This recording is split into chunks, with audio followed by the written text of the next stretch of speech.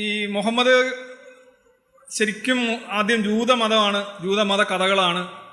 Jerusalem തന്നെ കിബ്ലയായിട്ട് വെച്ചുകൊണ്ടാണ് മുഹമ്മദിൻ്റെ ആദ്യത്തെ പ്രൊനൗൺസ്മെൻറ്റ്സ് എല്ലാം. പിന്നീട് ജൂതന്മാരുമായിട്ട് തെറ്റുമ്പോഴാണ് പലിശ ഉൾപ്പെടെയുള്ള കാര്യങ്ങളിലും കിബ്ല മാറ്റലും ഒക്കെ വരുന്നത് പിന്നെയാണ്. ആദ്യം അദ്ദേഹത്തിന് അഭയം കൊടുത്തത് ജൂതഗോത്രങ്ങളാണ് മദീനയിൽ.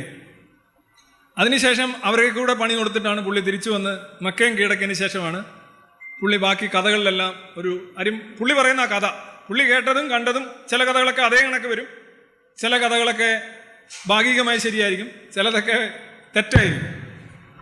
മുഹമ്മദ് പറഞ്ഞ കഥ ഒരു മനുഷ്യൻ എന്ന നിലയിൽ ഓർത്തെടുക്കുമ്പോൾ, അല്ലെങ്കിൽ ഓർത്തെടുക്കൽ മാത്രമല്ല, മുഹമ്മദ് സ്വന്തം നിലയിൽ ചിലപ്പം ആ കഥയിൽ വലിയ മാറ്റങ്ങളൊക്കെ വരുത്താം, ഒരു വ്യക്തിക്ക് മാറ്റം വരുത്താൻ.